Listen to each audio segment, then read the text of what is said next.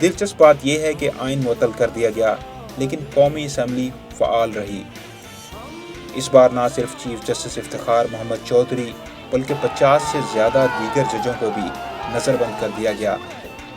ملک بھر میں وکلاء اور سیاسی کارکنوں کی گرفتاریاں ہوئیں۔ If the 9th of March will go down in history as a day of infamy, it will also go down in the annals of history as a day of courage. حقائق کی منظرکشی کرنے والے الیکٹرانک میڈیا پر پابندیاں عائد کر دی گئیں۔ سرکاری T V کے علاوہ دیگر نیوز ٹیلی ویژن چینلز کی نشریات بند کر دی گئیں۔ جسٹس عبدالحمید ڈوگر نے PCO کے تحت ملک کے نئے چیف جسٹس کے عہدے کا حلف اٹھا لیا۔ 28 نومبر کو وہ کام ہوا جس کا سب کو انتظار تھا، یعنی 9 برس بعد فوجی کمان کی منتقلی عمل میں آئی۔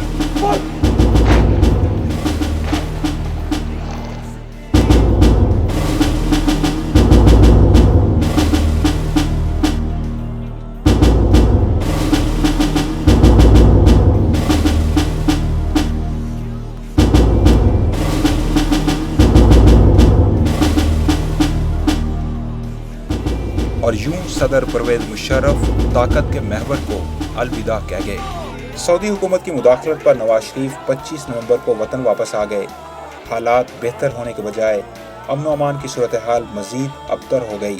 انتخابات کا اعلان کیا گیا تو اپوزیشن سیاسی جماعتوں نے معزول ججوں کی بحالی کا وعدہ کیا۔ آپ کا میرا وعدہ ہونا چاہیے، ہم نے ان ججوں کو دوبارہ بحال کرنا ہے۔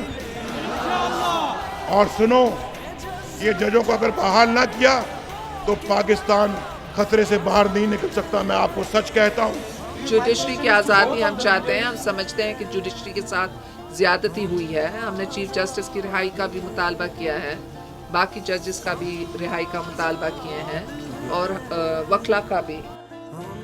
27 دسمبر کو پاکستان کی سابق وزیر اعظم بے نظیر بھٹو کو لیاقت باغ راولپنڈی میں شہید کر دیا گیا۔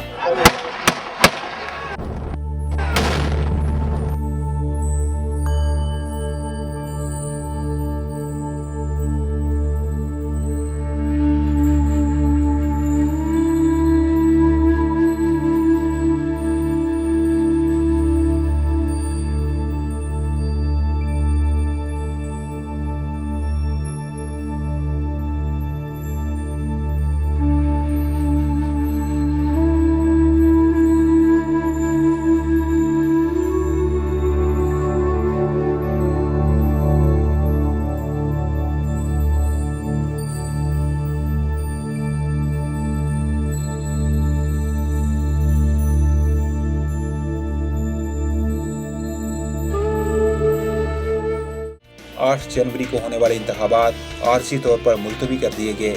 خوف کے سائے میں انتخابی مہم دوبارہ شروع ہوئی اور بالآخر 18 فروری کو عام انتخابات ہوئے۔ صدر پرویز مشرف کے حامیوں کو شکست کا سامنا کرنا پڑا اور حکمران عوامی ووٹ کے بہمر کی نظر ہو گئے۔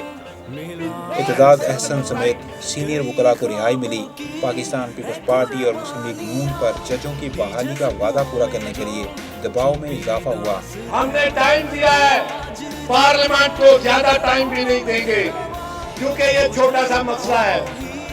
یہ مسئلہ بڑا ہے لیکن اس کا حل چھوٹا سا ہے، کوئی 2/3 اکثریت کی ضرورت نہیں ہے۔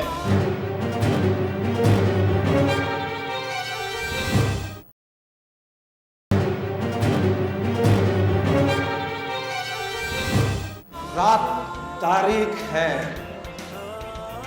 ہماری آپ سب کے لیے ایک سنہرے سورج والے دن کا انتظار ہے۔ تو جب رات تاریخ ہے، ہمیں یقین ہے کہ پھر جب اور جب پکارا جائے گا، بلایا جائے گا، اس میں سے ہر شخص شارع دستور پہ موجود ہوگا۔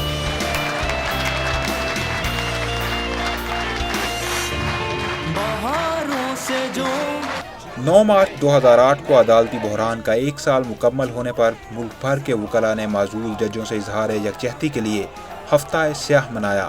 دوسری طرف صدر مشرف کے حامیوں نے اعلان کیا کہ جسٹس افتخار محمد چودھری سمیت دیگر ججوں کی بحالی آئینی طور پر ممکن نہیں رہی۔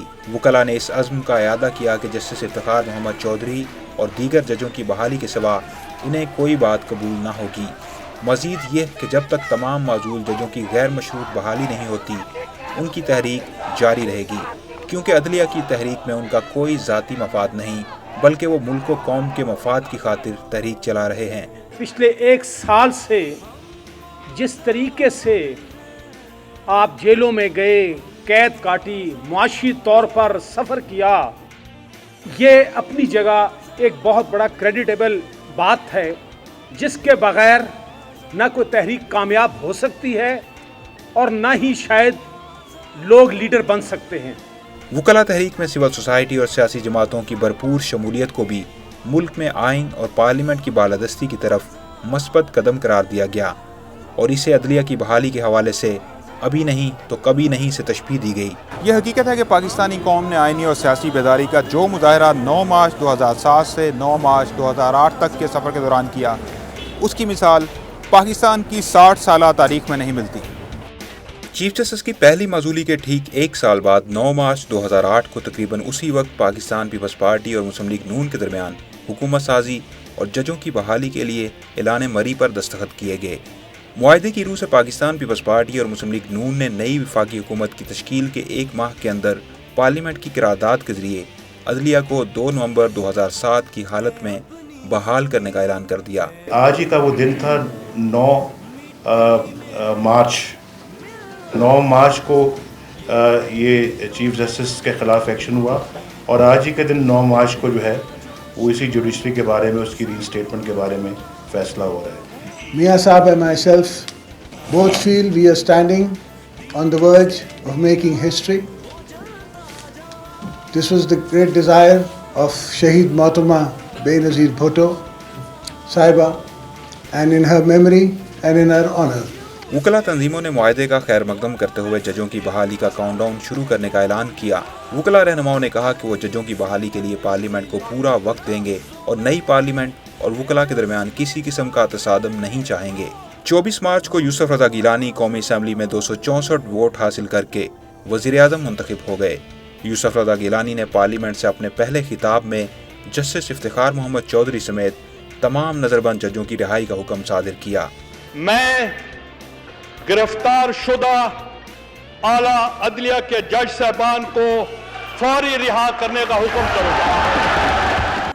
جسٹس افتخار محمد چودھری، ان کی اہلیہ اور بچوں کو 4 ماہ 20 دن کی طویل نظر بندی ختم ہونے کے بعد آزادی ملی۔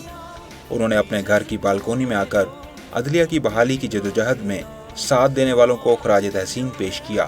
25 مارچ کو یوسف رضا گیلانی نے ایوان صدر میں صدر پرویز مشرف سے حلف لیا، جس میں اتحادی جماعتوں کی قیادت نے شرکت نہیں کی۔ May Allah Almighty help and guide me. Amin. May Allah Almighty help and guide me. Amin.